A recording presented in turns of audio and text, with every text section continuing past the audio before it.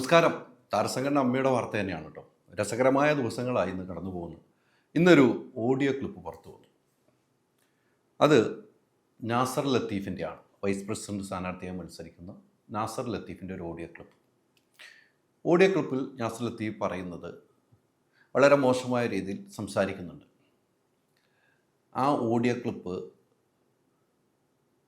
ഒരാൾക്ക് അയച്ചു കൊടുത്തു എന്നാണ് നാസർ ലത്തീഫ് പറഞ്ഞത്. ജയൻ ചേർത്തല, അദ്ദേഹം വൈസ് പ്രസിഡൻ്റായിട്ട് മത്സരിക്കുന്നു, അദ്ദേഹത്തിന് അയച്ചു കൊടുത്ത ഓഡിയോയാണ്. ആ ഓഡിയോ ആദ്യം പ്രേക്ഷകരൊന്ന് കേൾക്കണം. അത് കേൾക്കേണ്ട ഓഡിയോയാണ്, പക്ഷേ നമുക്ക് ഉപയോഗിക്കാൻ പറ്റാത്ത ഭാഷയുള്ളതുകൊണ്ട് അവിടെ നമ്മൾ കേൾപ്പിക്കുന്നില്ല. നമുക്ക് തന്നെ ലജ്ജ തോന്നും, അതുകൊണ്ട് നമ്മൾ കേൾപ്പിക്കുന്നില്ല. ആദ്യം ഓഡിയോ ക്ലിപ്പ് ഒന്ന് കേട്ടിട്ട് വരാം. ജയ, ഞാൻ വിനൂടൊക്കെ ഫോൺ വിളിച്ചിട്ടൊന്നും എടുക്കുന്നില്ല. എനിക്കൊരു കാര്യം മാത്രം അറിയുള്ളൂ, പെണ്ണുങ്ങളുടെ മാത്രമേ സ്ഥാനമാനങ്ങളുള്ളൂ. അങ്ങനെയാണോ? സ്ഥാനമാനം കിട്ടുന്ന പെണ്ണുങ്ങൾ അതാണോ വേണ്ടത്? എന്താ ബ്രദർ, ഇതാണോ സിനിമ? ഇതാണോ അമ്മ? എന്ത് ഇങ്ങനെയാണോ? നമ്മളൊക്കെ വളരെ റെസ്പെക്ട്ഫുള്ളി ജീവിച്ചു പോകുന്ന ആൾക്കാരാ. ഈ കളൊക്കെ ഇന്നലെ ഇന്നും കയറി വന്ന് വലിയ വലിയ ആൾക്കാരെ രണ്ട് പടം ഹിറ്റാകുമ്പം അവന്മാരെന്താ വലിയ മറ്റവന്മാരായോ? അവന്മാരെ മാത്രം കാണിച്ചുകൊണ്ട് ഒരു വീഡിയോ എടുക്കുക, ഇതെന്താണ്? ഇതൊക്കെ അമ്മയാണോ ചെയ്യേണ്ടത്? അമ്മയ്ക്ക് കളക്ടറും കമ്മീഷണറും ക്ലർക്കും ഓർഡിനറി ആയിട്ടുള്ള ഒരു പിച്ചക്കാരനും എല്ലാം അമ്മയ്ക്ക് അമ്മയുടെ മക്കളാണ്. അല്ലാണ്ട് ഈ മാത്രമല്ല മക്കള്, കേട്ടോ? അത് മനസ്സിലാക്കാതെയും മാത്രമേ സ്ഥാനമാനങ്ങളുള്ളൂ. അങ്ങനെയാണോ അമ്മ തീരുമാനിക്കുന്നത്? What nonsense is this? Bloody shit. I feel it's shit, nothing less than shit. ഇന്ന് പല സോഷ്യൽ മീഡിയ പ്ലാറ്റ്ഫോമിലും മെയിൻ ചാനലുകളിലൊക്കെ ഇപ്പോൾ വന്നു കഴിഞ്ഞു. അതിനുശേഷം രാത്രി ഇപ്പോൾ ഇതുമായി ബന്ധപ്പെട്ട് വിശദീകരണവുമായി രണ്ടുപേരും രംഗത്ത് വന്നിട്ടുണ്ട്. ഒരു കാര്യം പറയാം, ഇതൊരു സുഹൃത്ത് എന്ന നിലയിൽ നമ്മൾ പല സംഭാഷണം നടത്തും. അത് ചിലപ്പം ചില വിഷമഘട്ടത്തിൽ പറയുന്ന വാക്കുകൾ നമ്മൾ അയച്ചു കൊടുക്കും. അത് ലീക്കാക്കുന്നത് അത് ഒരു ശരിയായ പ്രവണതയല്ല. അല്ലെങ്കിൽ അത് ലീക്കാക്കിയിട്ടുണ്ടെങ്കിൽ അത് ഈ സമയത്ത് 1 വർഷം മുമ്പാണ് ഇത് നടന്നതെന്നാണ് നാസർ ലത്തീഫ് അദ്ദേഹം ഒരു വീഡിയോ അംഗങ്ങൾക്ക് അയച്ചുകൊണ്ട് പറയുന്നത്, വിവരിച്ചുകൊണ്ട് പറയുന്നത്. 1 വർഷം മുമ്പ് ഒരു പ്രത്യേക സാഹചര്യത്തിൽ അദ്ദേഹത്തിന് അത്ര ബുദ്ധിമുട്ടുണ്ടാക്കിയ രീതിയിൽ ഒരു സംഭവം അമ്മ ഓഫീസിൽ വെച്ച് നടന്നു എന്നാണ് അദ്ദേഹം പറയുന്നത്. ആ ഓഫീസിൽ വെച്ച് നടന്നപ്പോൾ ഇദ്ദേഹം ജയൻ ചേർത്തലയ്ക്ക് അയച്ചു കൊടുത്തു എന്നാണ് പറയുന്നത്. അതിൽ കൃത്യമായി തന്നെ നാസർ ലത്തീഫ് വളരെ വിഷമത്തോടു കൂടി അതിന് ഈ നടന്ന സംഭവത്തെക്കുറിച്ച് ഒരു വീഡിയോ അംഗങ്ങൾക്ക് അയച്ചു കൊടുത്തു. ആ വീഡിയോ ആണിത്. പ്രിയപ്പെട്ടവരെ, നമസ്കാരം. ഞാൻ നാസർ ലത്തീഫ്. ഇന്ന് എനിക്ക് വളരെ ഒരു ദുഃഖം നിറഞ്ഞ ഒരു ദിവസമാണ്. സന്തോഷമുണ്ട്, എൻ്റെ നോമിനേഷൻ അക്സെപ്റ്റ് ചെയ്തു. വൈസ് പ്രസിഡൻ്റായിട്ട് ഞാൻ വൈസ് പ്രസിഡൻ്റായിട്ട് നിൽക്കുന്നുണ്ട് എന്ന് ഞാൻ നിങ്ങളെ അറിയിച്ചു, ഇപ്പോഴും അറിയിക്കുന്നു. എന്നാൽ ഞാൻ എൻ്റെ സ്വന്തം സഹോദരനായി കരുതുന്ന ജയൻ ചേർത്തല, എൻ്റെ ഒരു സുഹൃത്തും വളരെ അടുത്ത ഒരു സഹപാഠിയുമായി ഞാൻ എൻ്റെ മനസ്സിൽ കൊണ്ട് സൂക്ഷിക്കുന്ന ജയൻ ചേർത്തലയ്ക്ക് 1 വർഷം മുമ്പ് ഞാൻ എൻ്റെ ഏതോ ഒരു മാനസികാവസ്ഥ വിഷമത്തിൽ ഞാനൊരു ഓഡിയോ ക്ലിപ്പ് അയച്ചിരുന്നു. ആ ഓഡിയോ ക്ലിപ്പ് ഇപ്പോൾ എടുത്ത് വലിയ രീതി ഇലക്ഷൻ സ്റ്റണ്ടായിട്ട് പുറത്തേക്ക് ഇറക്കി. എന്തിനാണിത്? ഇതിൻ്റെ ആവശ്യം വല്ലതും ഉണ്ടോ? അങ്ങനെ ഇറക്കാനാണെങ്കിൽ എൻ്റെ കയ്യിൽ എത്രയേ ക്ലിപ്സ് ഇരിപ്പുണ്ട്. ഞാൻ അതൊക്കെ പുറത്തേക്ക് വിട്ടു കഴിഞ്ഞാൽ വലിയ വിവാദങ്ങളാവും അമ്മയ്ക്കകത്ത്. ഞാൻ അങ്ങനെയുള്ളൊരു മനുഷ്യനല്ല. ഇതൊക്കെ വിശ്വാസവഞ്ചന. വേറെ ഒന്നും ഇതിനകത്ത് പറയാനില്ല. വിശ്വാസവഞ്ചനയാണ്. നമ്മൾ ഒരു സുഹൃത്തിന് വിശ്വസിച്ച ഒരു കാര്യം അയക്കുമ്പോൾ അത് പുറത്തേക്ക്, അത് 1 വർഷം മുമ്പത്തെ ഒരു കാര്യം സൂക്ഷിച്ചു വെച്ച് ഇലക്ഷൻ്റെ ഡിക്ലറേഷൻ ആവുന്ന ദിവസം അതെടുത്ത് വൈറലാക്കി എല്ലാ ചാനലുകാർക്കും കൊടുത്ത് നമ്മളെ ഒരുമാതിരി ചീപ്പാക്കുന്ന ഒരു പരിപാടി. എന്തിനാണ് ഇതിൻ്റെ ആവശ്യം? എന്ത് നേടാനാണ്? എന്നോട് ഒരു വാക്ക് പറഞ്ഞാൽ മതി, ഞാൻ ഒഴിഞ്ഞു തരാം. ഇപ്പോഴും ഞാൻ തയ്യാറാണ്. എനിക്ക് അമ്മയ്ക്കകത്ത് വന്നിരുന്ന് ഒന്നും നേടാനില്ല. ഞാൻ അതിനു വേണ്ടിയല്ല, സത്യസന്ധമായി ദൈവം സാക്ഷി, അതിനു വേണ്ടിയല്ല കേട്ടോ ഞാൻ ഇതിനകത്ത് നിൽക്കുന്നത്. എനിക്ക് എന്തെങ്കിലും സൽപ്രവൃത്തികൾ ചെയ്യാനൊരു ആഗ്രഹം തോന്നി, അതിനുവേണ്ടി മാത്രമാണ്. ഇപ്പോഴും ഞാൻ ഏത് നിമിഷം വേണമെങ്കിലും ഇതിൽ നിന്ന് മാറിത്തരാം. എനിക്ക് സന്തോഷമാണ്. എൻ്റെ അനുജത്തിയെ പോലെ ഞാൻ കരുതുന്ന ലക്ഷ്മി പ്രിയയും എൻ്റെ അനുജനെ പോലെ കരുതുന്ന ജയൻ ചേർത്തലയും വന്നിരുന്നോട്ടെ ആ കസാരയിൽ, അവർ ഭരിച്ചോട്ടെ. എനിക്കിതിനകത്ത് ഒരു നിർബന്ധവുമില്ല. എന്നാൽ എന്തിനാണ് എന്നെ ഇങ്ങനെ ദ്രോഹിക്കുന്നത്? എന്തിനു ദ്രോഹിക്കണം?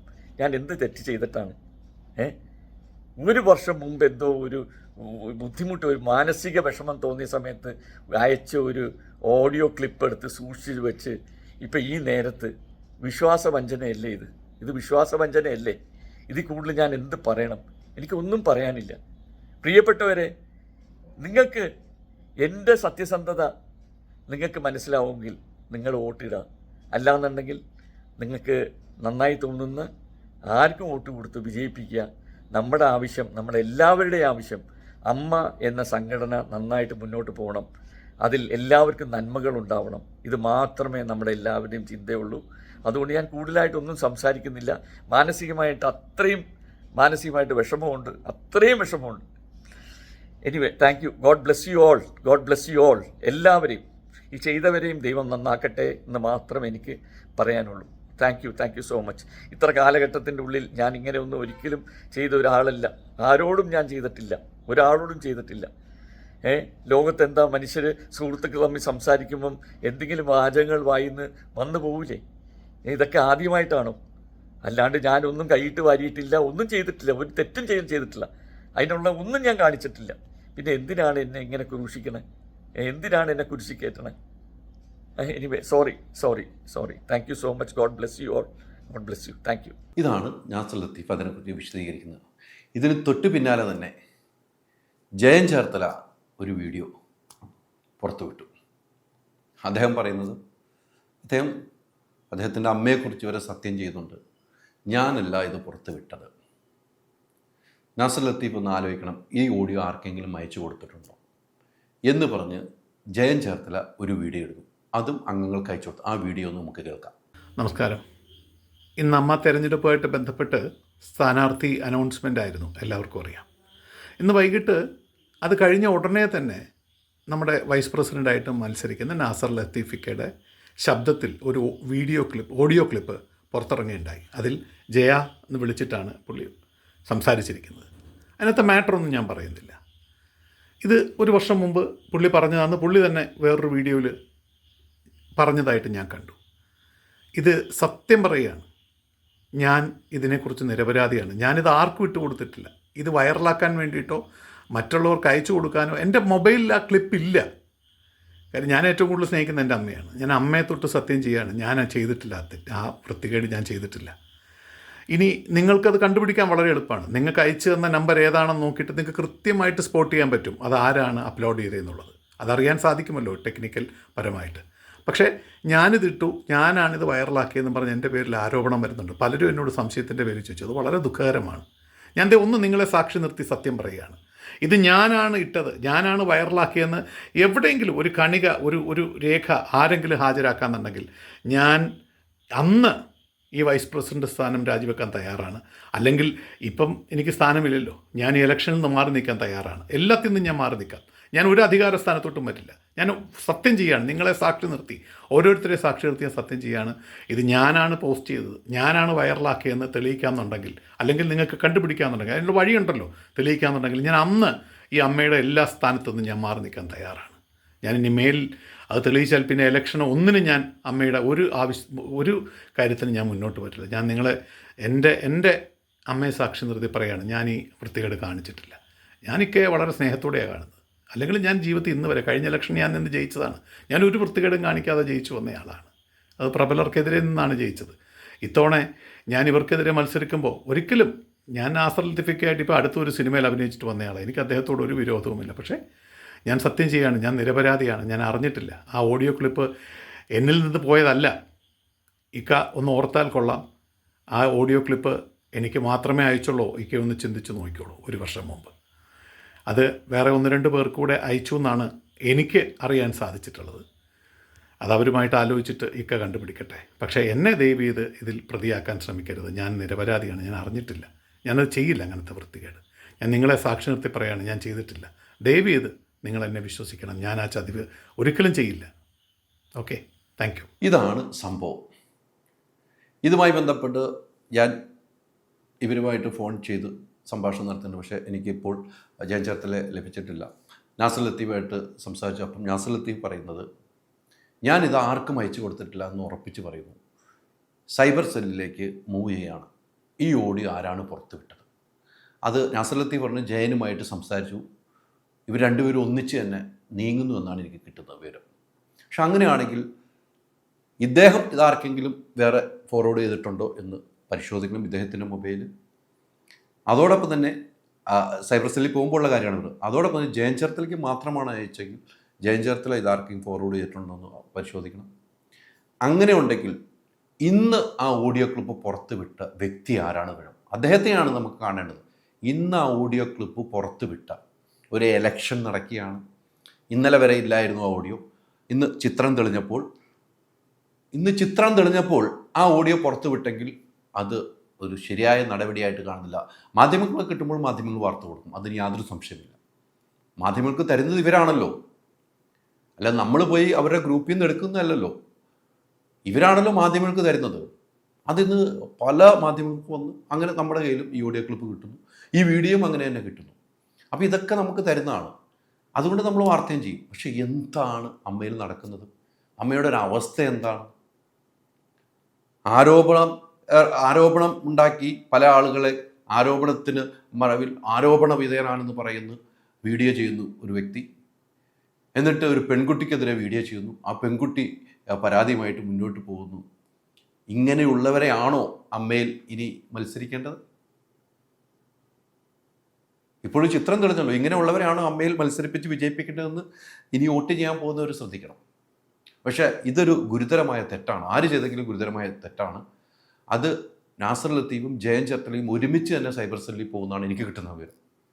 അപ്പോൾ അങ്ങനെയാണെങ്കിൽ മറ്റൊരാളായിരിക്കുമല്ലോ, അയാളെ ചിത്രത്തിൽ കൊണ്ടുവരണം. അതിനുള്ള നടപടിയായിട്ട് ഇവർ മുന്നോട്ട് പോകുന്നു പറഞ്ഞു. ഇതൊക്കെ ഈ ഇപ്പോഴുള്ള ഈ ഇലക്ഷൻ മത്സരിക്കുന്നവരെല്ലാം ബാധിക്കും. അവരെല്ലാം ഇതിന് മുന്നോട്ട് വരണം. ഇതുകൊണ്ടൊന്നും തീരുന്നില്ല. ഇനിയും കുറേ സത്യങ്ങൾ തെളിവ് സഹിതം പുറത്തേക്ക് വരാറുണ്ട്. ഒരു ക്രിമിനൽ കുറ്റം അമ്മയ്ക്കുള്ളിൽ നടന്നിട്ടുണ്ട്. അമ്മയുടെ മെയിൽ ഐ ഡി ഉണ്ട്. മെയിൽ ഐ ഡി എന്ന് വെച്ചാൽ അവിടുത്തെ ഓഫീസ് GM-നൊക്കെയാണ് കാണേണ്ടത്, അല്ലെങ്കിൽ എൻ്റെ ഔദ്യോഗിക ഭാരവാഹികൾക്ക് അവിടെ വെച്ച് കാണാവുന്നതാണ്. ആ മെയിൽ ഐ ഡി ഹാക്ക് ചെയ്തിട്ടുണ്ട്. ഒരു എക്സിക്യൂട്ടീവ് മെമ്പറിൻ്റെ മൊബൈലിലും അദ്ദേഹത്തിൻ്റെ ലാപ്ടോപ്പിലേക്കും ഹാക്ക് ചെയ്തൊരു സംഭവമുണ്ട്. അത് തെളിവ് സഹിതം പുറത്തു വരുന്നുണ്ട്. വെയിറ്റ് ചെയ്യുമോ? അത് ക്രിമിനൽ കുറ്റമാണ്. അങ്ങനെയും ചെയ്ത ആളുകൾ ഈ അമ്മയ്ക്കുള്ളിൽ ഇപ്പോൾ മത്സരരംഗത്തുണ്ട്. അതും പുറത്തു വരും. അപ്പം എല്ലാവരും ആരും മിടുക്കന്മാരല്ല.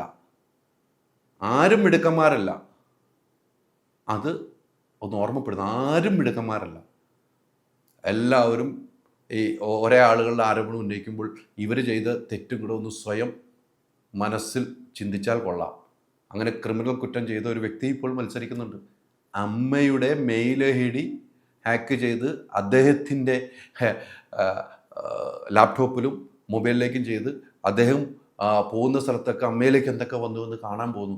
അത് അമ്മയിലാണ്, അമ്മയുടെ മെയിൽ ഐ ഡി അമ്മയിലാണ് ഓപ്പൺ ചെയ്യേണ്ടത്. പിന്നീട് ആ മെയിൽ ഐ ഡി പാസ്വേഡ് മാറ്റേണ്ട നിലയിലേക്ക് പോയി എന്നാണ് എനിക്ക് കിട്ടുന്ന റിപ്പോർട്ട്. ഇത് കണ്ടുപിടിക്കുകയും ചെയ്തു. അവിടെ കണ്ടുപിടിച്ചിട്ട് ആ ചോദ്യം ചെയ്യലിലേക്ക് പോകാതെ അത് പ്രശ്നങ്ങൾ വലുതാക്കാതിരിക്കാൻ നോക്കി. കാരണം ഇലക്ഷൻ വരികയാണല്ലോ. മോഹൻലാലൊക്കെ മാറുമെന്ന് പറയുന്ന മുമ്പാണ് ഇത് കണ്ടുപിടിച്ചത്. അപ്പോൾ ലാലേട്ടൻ ആകെ പ്രശ്നത്തിലേക്കാണ്. അപ്പോൾ ലാലേട്ടൻ പറഞ്ഞ ഇതെല്ലാം വിഷയമാണെന്ന് ഓർത്ത് ഇതൊക്കെ കണ്ടാണ് ലാലേട്ടൻ പെട്ടെന്ന് പോയത്. ലാലേട്ടൻ പോയത് നന്നായി. കാരണം എന്തിനാണ് ഈ പഴി വെക്കുന്നത് ലാലേട്ടൻ? ഒരു മാറ്റമില്ല. ലാലേട്ടൻ പോയത് നന്നായി. അപ്പോൾ ഇനി നയിക്കാനിരിക്കുന്നവരുടെ ശ്രദ്ധയ്ക്ക് നിങ്ങളിത് നയിച്ചോളൂ. പക്ഷെ പാവങ്ങളായ കുറേ ആളുകളുണ്ട്.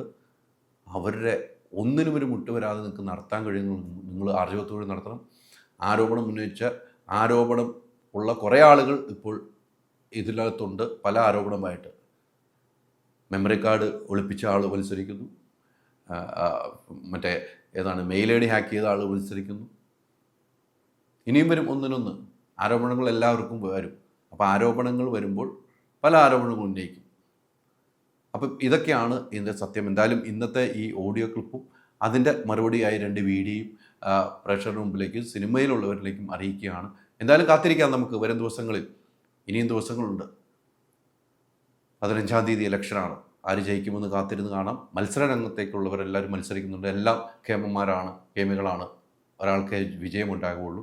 എന്തായാലും അൻസിബയ്ക്കെതിരെ വലിയ ആരോപണം ഉന്നയിച്ചിട്ട് അൻസിബയ്ക്കെതിരെ മത്സരിക്കാൻ പോലും ആളില്ലാതെ അൻസിബ എന്ന വ്യക്തിത്വമാണെന്ന് തെളിയിച്ചുകൊണ്ട് തന്നെയാണ് ഇന്ന് ഈ പത്രിക പിൻവലിക്കുന്ന ദിവസം നമുക്ക് കാണപ്പെട്ടത്. കാത്തിരുന്ന് കാണാം നമുക്ക്. Ultra modern kitchen devices. ഒരു കിച്ചണിൽ വേണ്ട എല്ലാ ലേറ്റസ്റ്റ് ബ്രാൻഡുകളും ഇവിടെയുണ്ട്. ലോകോത്തര ബ്രാൻഡുകൾ, original products, wide range. MyG future. പൂവ് പോലൊരു പുട്ടുണ്ടേ അജ്മിയുടെ പുട്ടും. വിളമ്പാം നല്ല വിശേഷം. അജ്മി സ്റ്റീം മെയ്ഡ് പുട്ടുപൊടി.